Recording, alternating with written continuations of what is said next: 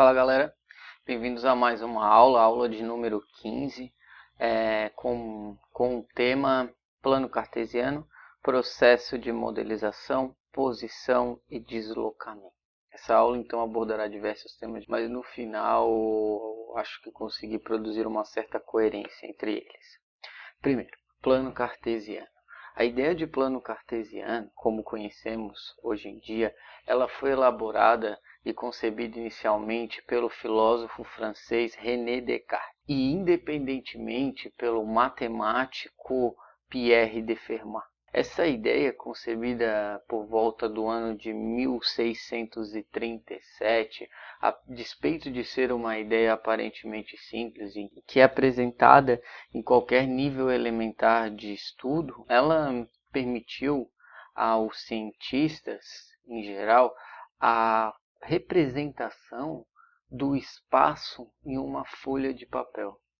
E a partir da representação do espaço em uma folha de papel, o que aconteceu foi que nós conseguimos então matematizar e equacionar o espaço, ou seja, a partir de então nós passamos a utilizar todas as ferramentas matemáticas que conhecíamos já naquela época e as vindouras no estudo direto do espaço que nos cerca. Logo, após a elaboração do plano cartesiano, a sua utilização passou a ser imensa. Isto é, nós passamos a utilizar o plano cartesiano para construção de gráficos, construção de relações entre grandezas, a construção de figuras geométricas. O plano cartesiano consiste basicamente na especificação das coordenadas em um eixo, como muitos de vocês já devem ter estudado. E a partir do momento em que estipulamos algo que chamamos de origem do nosso sistema de coordenadas, nós conseguimos atribuir algo inédito até então, que seria uma distância entre dois pontos. O plano cartesiano ele tem como elemento invariante e principal a possibilidade de medirmos a distância entre dois pontos. Como a figura aqui está expressando, esse é um exemplo de um plano cartesiano em 2D, em que, primeiro, devemos atentar para os eixos. O eixo X, também conhecido como o eixo das abscissas, e o eixo Y, também conhecido como o eixo das ordenadas. Esses eixos, eles são eixos que formam um ângulo de 90 graus entre si, ou seja, são eixos perpendiculares e eles se cruzam num ponto específico, o ponto central, o ponto de referência de qualquer plano cartesiano, que vamos chamá-lo de origem. Esse plano cartesiano ele ainda conta com a capacidade de, após delimitarmos o eixo horizontal e vertical, formarmos um plano alfa. Neste caso, um plano, pois estamos tratando com duas dimensões, ou seja, somente dois eixos. Um ponto qualquer A, ele vai ser indicado nesse plano cartesiano por uma abscissa XA e por uma ordenada YA. Essas abscissas e essas ordenadas elas possuem valores. O que vale ressaltar é que ambos esses valores serão números reais. Nosso objetivo com o plano cartesiano é, após formalizado ele, isto é, após definirmos a origem e construirmos os eixos, é de localizar pontos no espaço. Nós localizamos pontos no espaço através de algo que chamamos de par ordenado. Esse par ordenado ele vai ser composto pelo valor do ponto indicado no eixo da abscissa e pelo valor do ponto indicado no eixo da ordenada. Ou seja, nós temos o ponto A. O valor do ponto A no eixo das abscissas ele será obtido quando descermos o ponto A e chegarmos até o eixo das abscissas. Nós devemos descer de modo paralelo ao eixo Y. E o outro valor do par ordenado, ou seja, a coordenada YA, a coordenada das ordenadas, ela deve ser também obtida através do caminho paralelo ao eixo X. Então, quando nós temos um ponto, nós podemos representar ele, neste caso, num plano, pois preferimos e optamos pela simplicidade em trabalhar com duas dimensões através de duas coordenadas, a coordenada das abscissas, a coordenada x e a coordenada das ordenadas deste ponto. Para esclarecer melhor isto, vamos formar o par ordenado de alguns pontos em questão. Por exemplo, para o ponto A desta figura aqui, vamos analisar essa figura utilizando a escala de 10 km por quadrado. O ponto A, perceba que ele se encontra bem na origem, então a coordenada x do ponto A seria 0 e a coordenada y do ponto A também seria 0. Assim formamos o par ordenado que representa aquela exata posição nesse plano cartesiano. O ponto B. O ponto B, ele possuía como coordenada x o valor de 10 km, 20 km e 30 km. Só que perceba, para o lado direito da origem nós temos valores positivos. Para o lado esquerdo da origem nós temos valores negativos. Sendo assim, o valor de xb seria de menos 30 km. E o valor de yb, ou seja, da sua ordenada, seria de, perceba que ele não tem nenhum valor para y, ou ainda se levássemos ele até o eixo y, chegaríamos no valor de 0. O ponto C, por sua vez, ele possui coordenada x de 10, 20, 30, 40 km. E coordenada y novamente, fazendo uma reta paralela e chegando no eixo y de 0. O ponto D, ele possuiria como coordenada x 1, ou seja, 10 km positivos, e coordenada y, pegando do ponto D, traçando um eixo paralelo, chegaríamos aqui, assim como fizemos no eixo x. Então, agora basta contarmos 1, 2 quadrados, ou seja, 20 km. Dessa forma simples é como expressamos os pontos no espaço a partir da formulação de um plano cartesiano que consiste na determinação de uma origem e no traçado de eixos paralelos a partir dessa origem. Por que essa definição de pontos em um plano cartesiano ela torna-se relevante ao estudo da física? Porque a partir dela nós conseguimos definir algo, uma grandeza de suma importância, que é a grandeza posição. Essa grandeza posição ela vai traduzir a localização exata de um corpo em um dado instante. Perceba que grandezas que já trabalhamos anteriormente, como a grandeza velocidade, a grandeza aceleração, elas são grandezas que dependem da localização dos objetos, no sentido que elas estão indicando deslocamentos, que é algo ainda mais amplo que posição. Então, uma grandeza primária para a elaboração de diversas outras é a grandeza posição. Vamos a um exemplo agora para esclarecer como trabalhamos com um processo de modelização em física. Para isso, consideraremos um movimento unidimensional, ou seja, um movimento só num eixo. Nessa reta aqui, poderia ser a reta do eixo das abscissas, ou eixo X. Vamos supor que o carro ele parta da cidade B, localizada neste ponto aqui, às 8 horas, rumo à cidade A, onde ele chega cerca de 15 minutos depois. Às 12 horas, o mesmo motorista dirige até a cidade C, levando cerca de 40 minutos para realizar o trajeto. A pergunta seria: qual o deslocamento feito pelo motorista em cada uma de suas viagens? Então perceba aqui, determinamos a posição das cidades em um eixo, e a partir daí vamos elaborar o conceito físico de uma outra grandeza, a grandeza chamada de grandeza de deslocamento.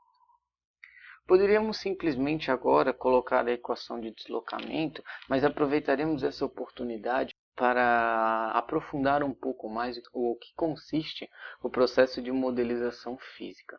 Lembramos que na aula anterior, quando estávamos construindo as equações a partir da análise dimensional dos problemas, o nosso passo central e inicial era elencar quais são as variáveis envolvidas. Isso estava diretamente relacionado ao modelo que escolhemos para tratar aquele fenômeno. E devido a este motivo, é muito importante a gente entender qual que é esse processo de modelização. A primeira coisa, então, a ser feita no processo de modelização real, de um fenômeno real, é um conjunto de aproximações. Perceba que um modelo, apesar de ele fornecer resultados muito bons ao tentar expressar a realidade, ele não é a realidade, pois a realidade ela é muito mais complexa do que as equações que criamos para tentar expressá-la. E até porque, se fôssemos tentar elaborar um modelo envolvendo todas as grandezas que um simples fenômeno ele é dependente, isso seria impossível de ser feito por nós seres humanos com as nossas limitações.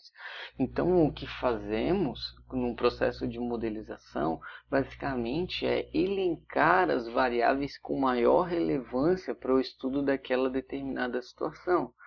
E isso deixa bem claro que o modelo, apesar dele fornecer resultados muito bons e às vezes resultados praticamente iguais aos valores reais de um fenômeno, ele ainda assim não é o fenômeno.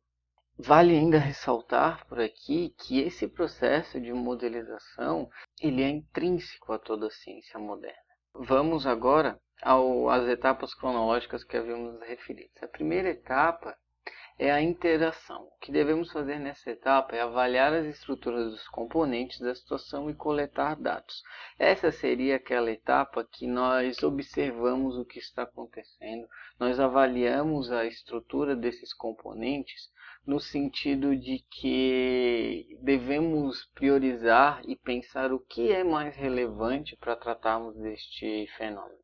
No caso aqui, nós temos um carro andando entre cidades. Perceba que a distância entre as cidades, possivelmente ela é uma distância muito superior ao tamanho do carro. Um carro possui o que? 5, 6 metros. E uma cidade a outra, às vezes a gente tem distância de 20, de 30 quilômetros. Então, a nossa pergunta seria: será que é relevante nós levarmos em consideração o tamanho do carro se comparado a essa distância entre as cidades? Só para termos uma noção, nós sabemos aqui que o nosso gráfico ele tem cada quadradinho valendo 10 km. Então teríamos, por exemplo, entre a cidade A e B, a distância de 30 km. 1, 2, 3, 4. Entre a cidade A e C, a distância de 40 km.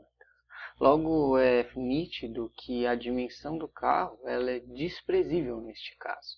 Então, a nossa primeira aproximação na avaliação das estruturas do componente da situação é notar que o tamanho do carro não importa para o estudo desse fenômeno.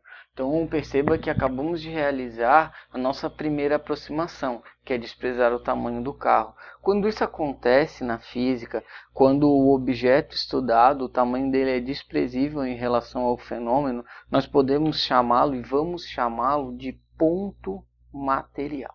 Claro, evidentemente, existem algumas situações que não podemos fazer isso, que o tamanho do objeto ele é muito importante.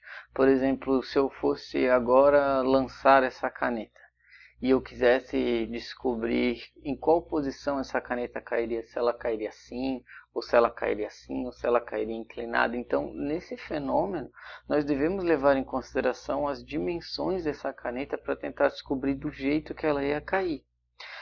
Quando isso acontece, quando nós devemos levar em consideração o tamanho, as dimensões, a geometria do objeto, nós vamos chamá-lo de corpo extenso.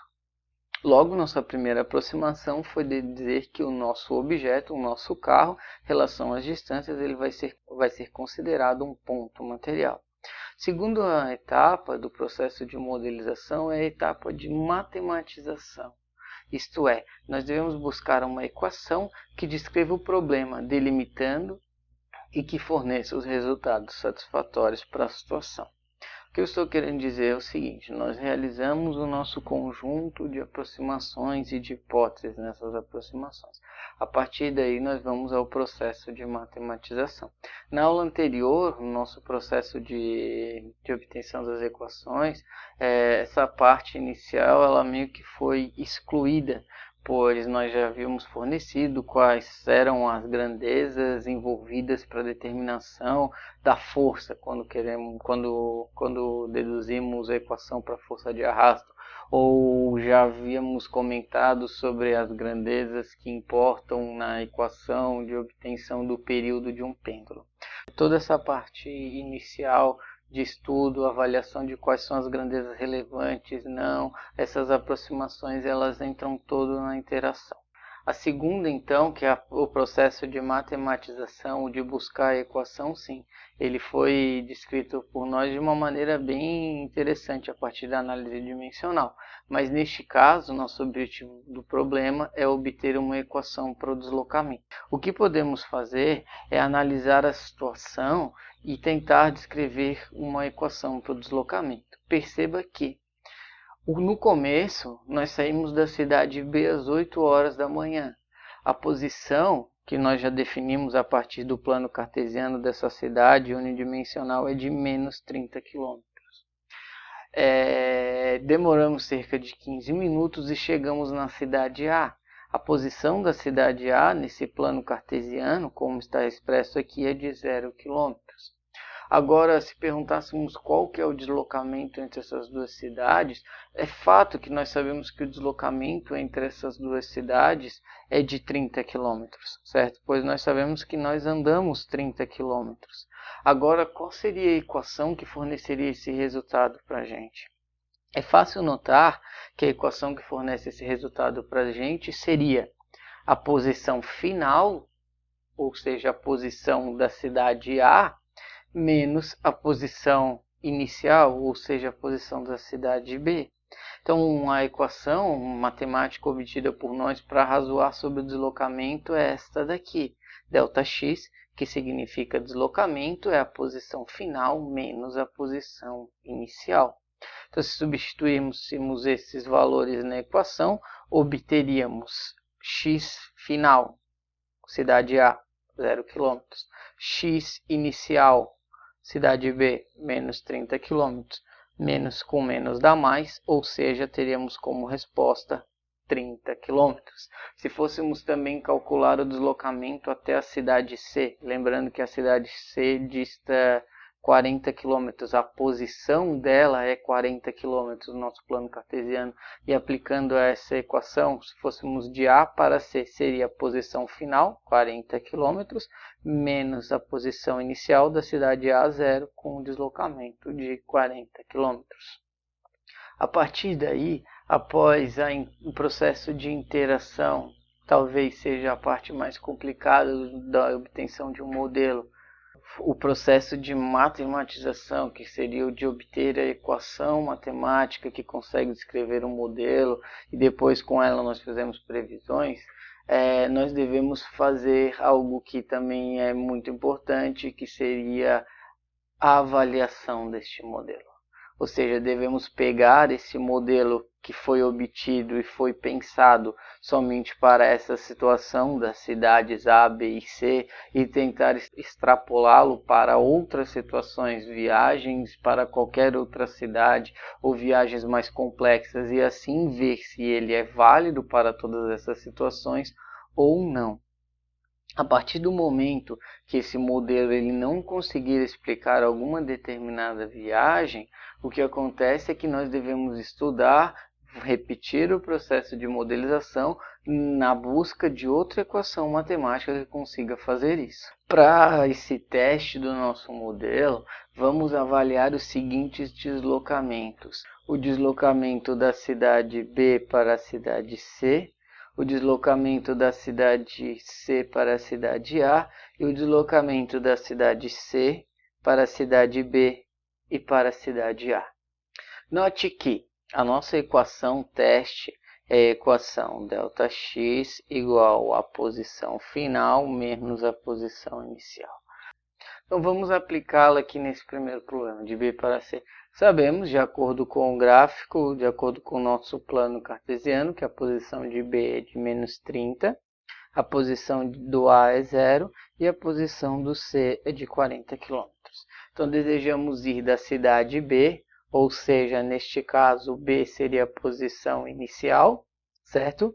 Então, neste caso, temos que a posição inicial seria B, menos 30, e C seria a posição final, então a posição final seria a posição de C, 40.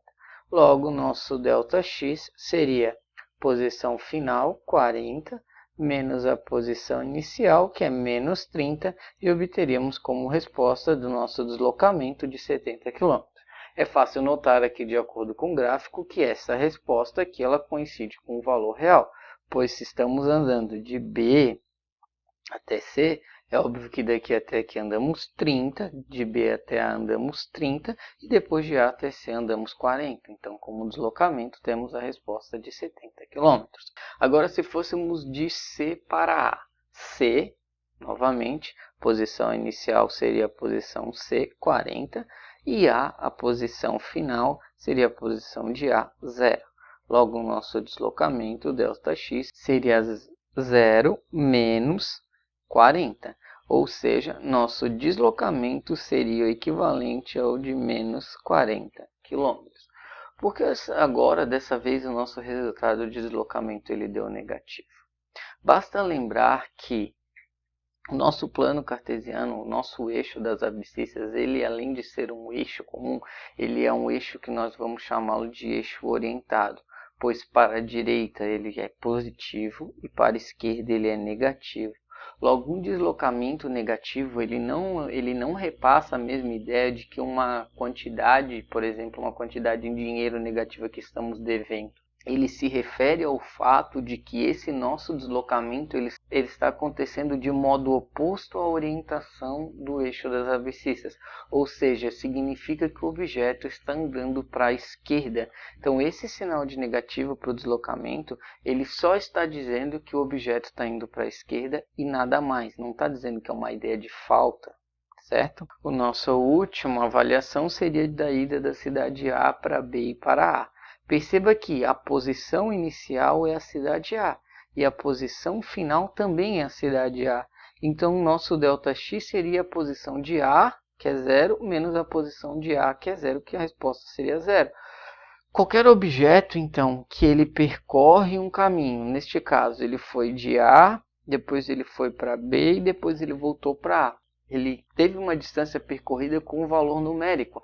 Nós sabemos que ele andou 30 km de A para B e depois ele voltou, sei lá, para a casa dele andando mais 30 km. Então a distância percorrida por ele foi uma distância relevante de 60 km.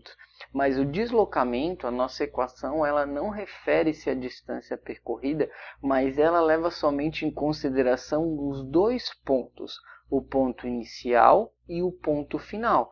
Então, de acordo com a nossa equação, essa resposta de 0 km, ela é uma resposta coerente.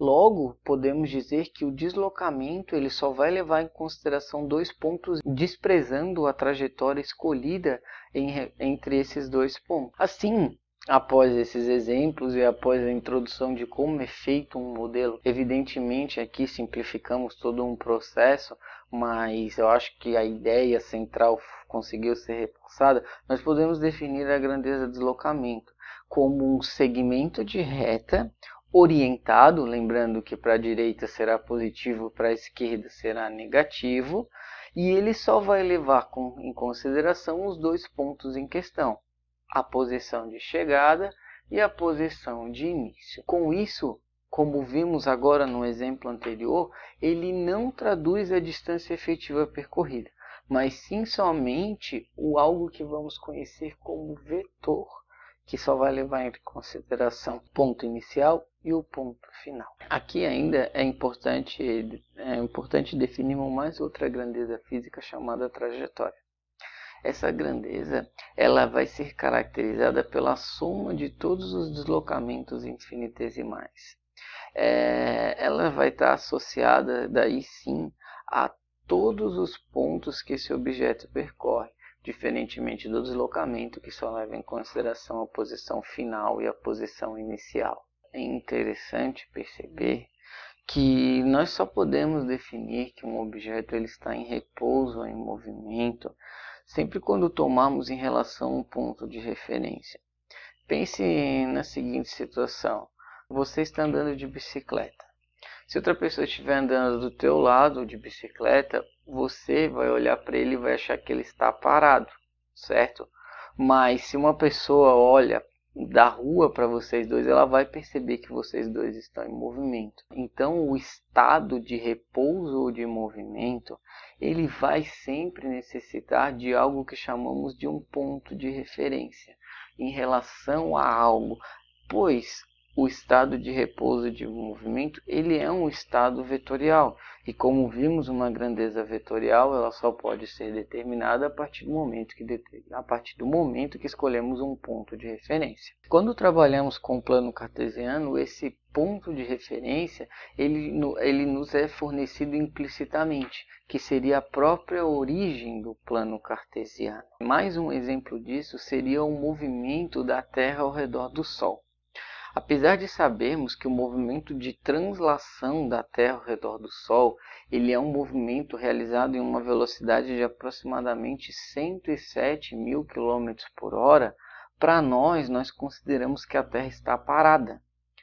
Claro, perceba que se nós estamos em cima da Terra e a Terra está se movimentando a 107.000 km por hora, por consequência, nós também estamos se movimentando nessa velocidade. Então, para a gente, a Terra está num estado de movimento de repouso. Esse foi um dos grandes argumentos no passado que justificava um modelo de universo chamado de modelo geocêntrico, que significa a Terra no centro do universo. O geocentrismo ele só foi devidamente refutado após o Renascimento, através das ideias de pensadores como Nicolau Copérnico e Galileu. Nas aulas posteriores, nós vamos tratar desse tema com um pouco mais de atenção. E perceba que ele é um tema muito interessante, tanto em se tratando de aspectos históricos como de aspectos físicos. E com isso, nós encerramos mais uma aula. Espero que continuem assistindo o curso. Agradeço a participação e até a próxima.